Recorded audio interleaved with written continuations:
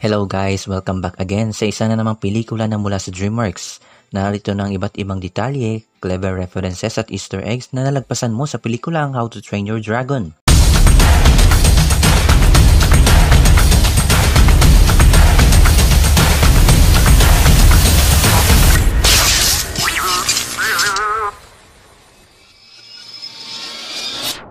Before we begin, you can comment down below to join in my custom shoutout.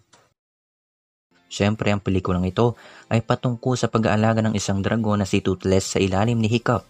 Si Hiccup ay nakatira sa isang islang tinatawag na Berk at puno ito ng mga Vikings na may galit sa mga dragon.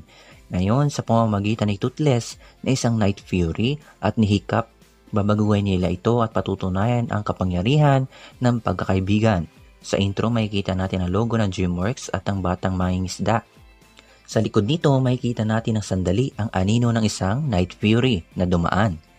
Alam niyo bang ang mga galaw ni Toothless ay hinango nila sa mga galaw ng aso, pusa at kabayo at ang disenyo niya ay halos binagay sa isang salamander o bayawak.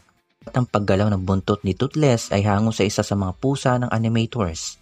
Speaking of pusa, alam niyo bang matapos mailabas ang pelikulang ito, dumami ang nag-alaga at nag-ampon ng mga pusa na ang kulay ay itim.